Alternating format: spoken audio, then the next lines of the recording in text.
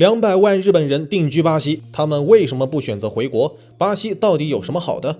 其实，与其说日本人想去巴西，不如说巴西需要日本人，或者说需要劳动力。15世纪，葡萄牙王国进行了大西洋探险，开辟了大航海时代，推进了海外殖民的盛行。1500年，航海家卡布拉尔在巴西登陆，开启了为期300年的殖民时代。巴西气候温和，雨量充沛，光照充足，土地肥沃，是当时不可多得的制糖宝地。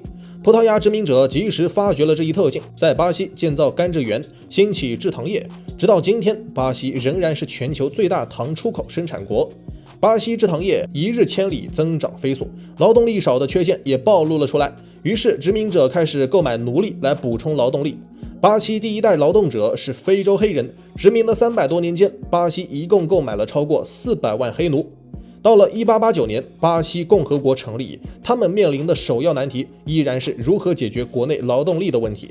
政府想出的方法是出台政策吸引移民。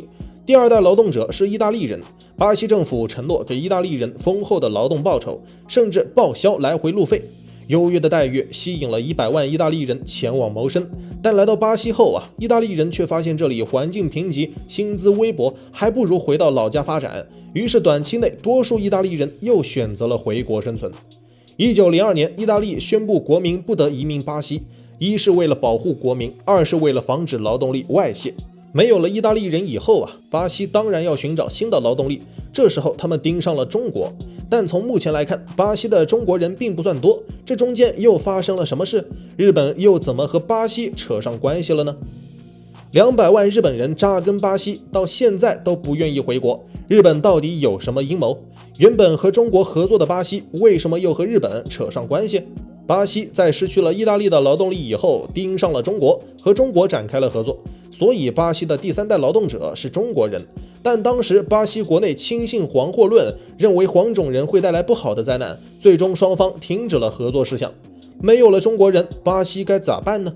总不能不发展吧？最终巴西把目光瞄向了日本。日本当时刚结束明治维新，国内农业遭受打击，大量劳动力剩余，双方国情恰好互搏，于是一拍即合。当时的日本为了让国家发展重心由农业转向工业，出台了支持土地买卖政策，于是大量土地从农民手上转移到资本家手里，农民失去赖以生存的资本，不得已涌入城市谋生。巴西正是看中了这些劳动力，而日本也对西方现代化科技心动不已。1895年，日巴签订通商友好条约，缔结邦交关系，双方就此展开移民合作。其实对于日本本身来说，移民巴西既是为了发展国家科技，也是为了追求领土扩张。巴西在当时为日本提供了来之不易的发展契机。从1906年到1993年，日本民众移民巴西24万人。这20多万日本人来到巴西，依然重操旧业，从事种植园工作，这也是巴西喜闻乐见的情景。但对巴西来说，接下来发生的事情显然令人有些始料未及。移民巴西的日裔多数是以家庭为单位，成群结队进行移民，而他们在抵达巴西后，刚开始是务工劳作，但很快日本人就发现了巴西政策允许土地买卖，于是他们发挥本土勤俭节约的好习惯，一连积攒数年积蓄来购买土地，开设种植园。终于孙子熬成爷，翻身当上了老板。而他们在需要雇佣劳动力时，也只会选择日裔。与此同时，日本内务省还专门拨款在巴西移民聚集区建造学校，于是第一代日本移民久而久之成了一个小团体，从不与巴西人交流合作，也不去学习葡萄牙语，不去改变宗教信仰和生活习惯，过上了互不干涉、自给自足的生活。最后日本的发展已经明显超过巴西，但这些移民依然不回去。面对这种情况，巴西又该怎么办呢？200万日本人扎根巴西，到现在都不愿意回国，日本到底存着什么心思？二战爆发后，日本武力扩张的野心昭然若揭，巴西人敏锐地察觉到了国内日益的异样，他们自成一派，孤僻独居，一些激进者甚至猜测这些日本人是法西斯的卧底，最终没收了本国日裔一切财产。日本人辛勤劳作几十年，一朝回到解放前，二战又让巴西和日本彻底断交，日本人的回国梦短暂破灭。为在巴西谋求生路，他们自发推行了同化，学习当地葡萄牙语，改信宗教和习性，与巴西人通婚同化。巴西推行的是出生国籍制度，出生在巴西就是巴西人，所以第二代日本人出生就是巴西国籍。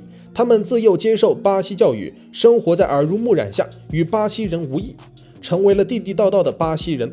历经数代繁衍，巴西日裔后代已经超过140万人，其中28%为混血。第三代日裔中，混血比例为42%，发展至第四代已经上升到了61%。20世纪80年代，日本经济腾飞，此时他们面临老龄化难题。为了缓解这种状况，日本政府又开始找在巴西的日本人回国工作。一时之间，大量巴西日裔选择返回家乡。8年间，累计有22万巴西日裔回国建设，但他们参加的多数都是低端制造业流水线。一方面，只有这些岗位才存在劳动力缺失的难题；另一方面，日本母语不流利的巴西日裔也只能从事门槛不高的低端行业。截至目前，日本大约有30万巴西日裔，他们所使用的语言为葡萄牙语，因此葡萄牙语也一跃而上，成为日本第3大外语。巴西日裔的宗教文化习性已经和日本天差地别，所以日本还出现了独特的巴西日裔社区，里面有葡萄牙语学校、劳务餐厅等等。对于巴西日裔而言，祖国的一切都显得是那样陌生茫然，自己身处故乡体验到的却是格格不入。从社会环境来说，巴西日裔因语言问题很难进入本地学校，日本巴西学校又缺少政府资助，导致学费高昂，这就形成了一个死循环。日本人不将巴西日裔视为本土同胞，巴西日裔又无法接触融入日本人的圈子。既然如此，对于大部分思乡情结并不浓烈的巴西日裔来说，他们还不如选择继续留在巴西谋生。日本在经济危机期间想方设法摆脱这些沉重的包袱，在建设经济需要劳动力时又大力引进这些日裔，这本身就是一个令人心生不满的态度问题。可能在大多数巴西日裔眼中，日本也不过是一个最熟悉的陌生人。每天嗨科普，我是闪电哥，咱们下期见。